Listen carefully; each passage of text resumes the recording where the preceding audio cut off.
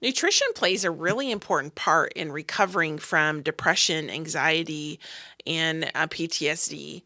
And making sure that you're getting healthy food, nutrient dense food into your system can really make a huge difference.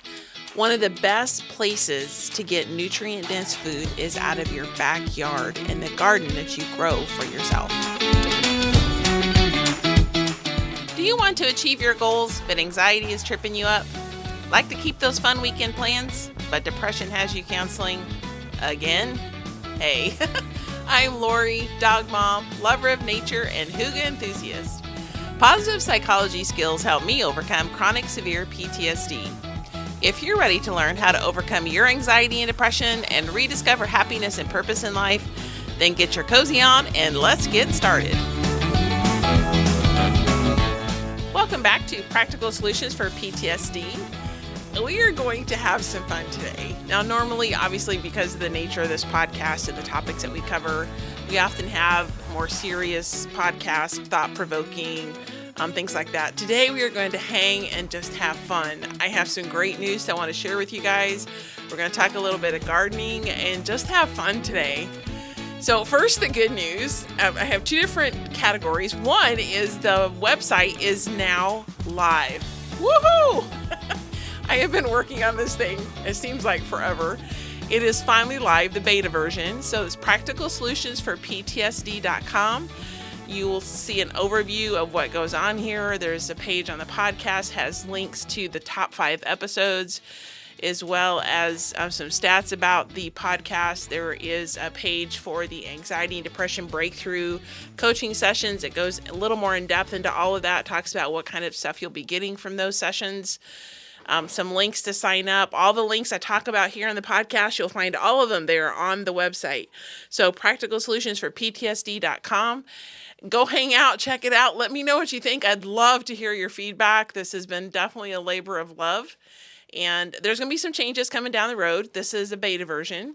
But I'm super excited to release this finally, to get this website live. So that's the first good news. The other thing I wanted to share with you guys is the growth that we've had on this podcast.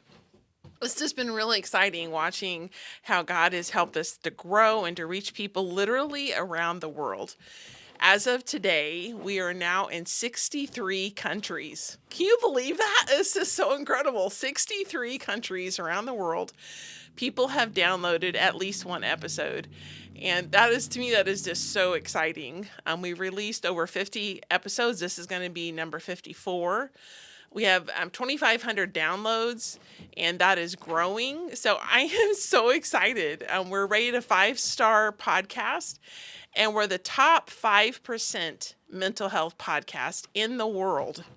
Top 5% mental health podcast in the world. And you guys help make that happen. So you're like, okay, how do I do that? The best way you can do help spread the word on this is to provide ratings for the podcast, or like it, share it, comment on it, all that kind of stuff. There's algorithms that go on in the background, and it helps promote the website or the podcast, helps promote the podcast, and makes it more visible for people around the world to find it when they're searching for specific keywords. So when you guys do that, when you go in and provide a comment on an episode, every time you hit a like button, every time you share it, if you provide feedback, all of that goes into helping build this podcast and getting it out around the world and helping people to pick up on that. So I'm so excited and so blessed to be part of this journey. And I wanted to share this news with y'all because you are part of it too. You are making a difference. Every time you listen to a podcast, every time you like, share, all that goes into it. And I'm just really excited to share that news with you guys. And just a personal favorite for me, one is to see my listener numbers going up in Britain. And I did a study abroad semester there, and I fell in love with the country. Absolutely love it over there. And several generations back, my family came from Ireland and Wales, and so it's kind of exciting. Like, have some links and ties to that area. Another area that's been fun to watch grow is the Netherlands and the Scandinavian countries. 'Cause I talk a lot of hygge here. I love hygge. And so watching the listeners go up in those Scandinavian countries has been so fulfilling and exciting for me to be able to see that. And then across Europe, knowing at least some of those in Europe are probably my former Army colleagues, which is super exciting for me to be able to see those numbers go up. And then to see them in Africa and South America, down in your Asian countries, Philippines and Japan, Korea, all these other countries. It's so exciting to be able to see this and to see this grow. It's just been so much fun. And I wanted to share that with you guys and to just have a little moment of celebration in all that you're doing to help this podcast grow and to spread the news. So that's the end of my announcements. And then I want to jump in really quick on some gardening. As if you've heard my previous podcast on gardening, or if you know me in person, or from my previous job, you know how much I love gardening. And this has become a passion of mine and has been a way that I have handled some of the anxiety and depression that comes along with PTSD, that it helps me recover from some of that and channel some of that energy and to be able to get back some emotional calm, etc. And I covered this in my first podcast on gardening, which I'll link in the show notes if you guys want to go back and get that. But I wanted to talk to you a little bit about the nutritional benefits of growing your own garden. So this is going to be a short podcast. We're just going to have some fun today. But I wanted to share with you some of the stuff that you can get nutritionally from growing your own food. And nutrition is a really big part of overcoming PTSD and anxiety and depression. There's a lot of stuff you can get from food that can help you with that. And it's pretty cool. So I'm going to share a few things today that you can get from growing your own garden. And one is the nutritional power, is a nutritional value of your food is much higher when you grow it yourself. And there's a lot of reasons for that. But part of that is because you're able to leave it on the vine and pick it when it's ripe.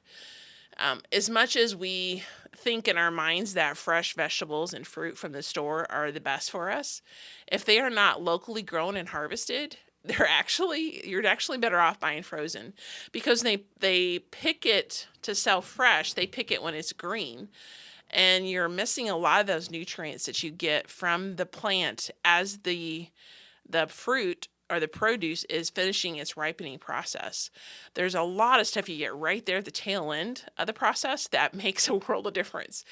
And a couple of foods in particular, I have a blackberry patch in my backyard, and back in the day, used to buy blackberries from the store, and I never liked them because I always had a bitter taste to them.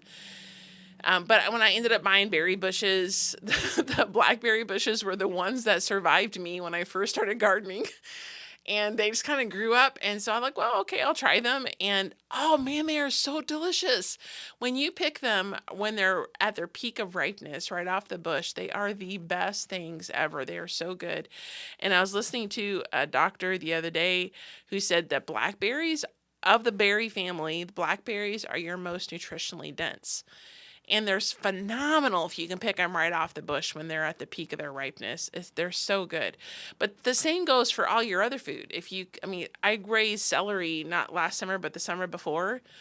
Could not believe how much more flavor is in a stalk of celery that you grow in your backyard as opposed to what you buy from the store. It's just amazing.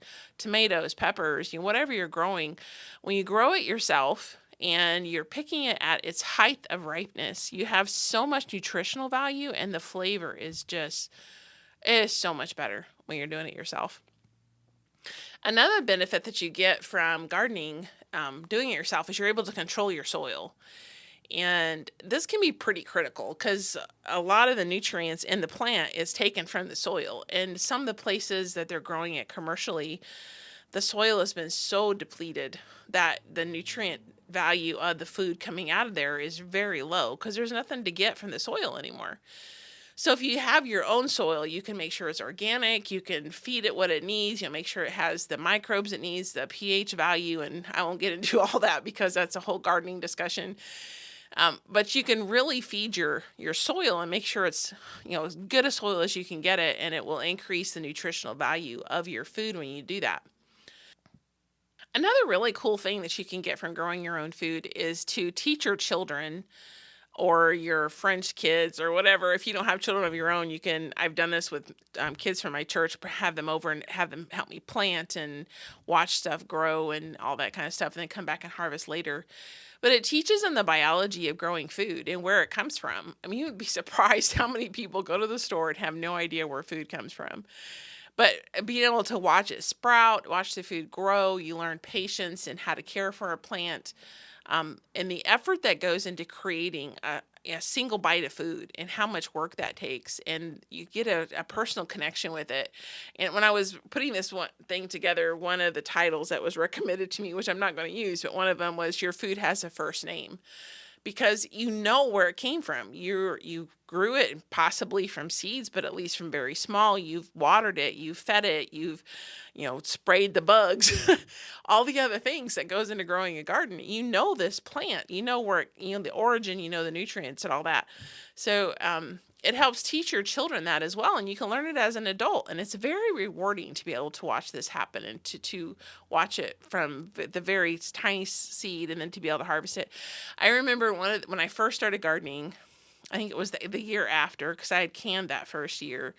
The next year, I was in the middle of gardening season, and I had some friends over for a cookout, and we were having hamburgers, and all the stuff that we were putting on them, like the tomatoes were fresh out of the garden, the lettuce or spinach, whatever we were using, I'd picked that morning, and I'd picked cucumbers that morning. I had ketchup I'd made the year before.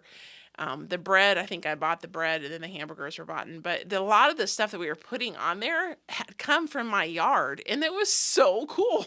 There's something so fulfilling about it and just so rewarding to be able to do that. And so that's a really cool part of being able to eat the food that you raised, and either eating it fresh or what you can to preserve from the year before and then come back and use that. It is just the coolest thing ever. It's very grounding. And it really helps bring a lot of joy and fulfillment in eating fresh food from the garden. So there's a lot of ways that growing your garden can help you. And I've touched on a couple today.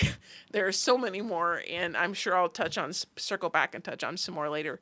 But I wanted to share this with you today and share the good news about the podcast and just have some fun today. I would love to hear from you guys. So one, what do you think about the new website? What do you think about the podcast growth? It's super exciting.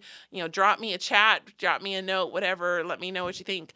And then if you're growing a garden this year, what are you going to grow? What's your favorite food to grow? And flowers as well. Flowers are awesome. I do a combination of the two.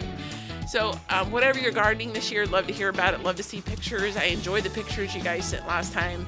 Looking forward to more. And I wish you all the best. Lots of love. And we'll see you back here next time. Quick reminder, you can find the new website at practicalsolutionsforptsd.com. That's practicalsolutionsforptsd.com. And be sure to reach out and let me know what you think. Talk to you soon. Hey, my friend. I hope you enjoyed today's episode. If so, would you please take 30 seconds and share it with someone you know who may be struggling with depression and anxiety? Also, would you please leave a quick review for the show? Knowing how this podcast is helping you fills my heart with so much joy, and it motivates me for future episodes. For now, it's time for Sam and I to head outside to enjoy some sunshine and fresh air. We'll see you back here on Tuesdays and Thursdays for more great episodes.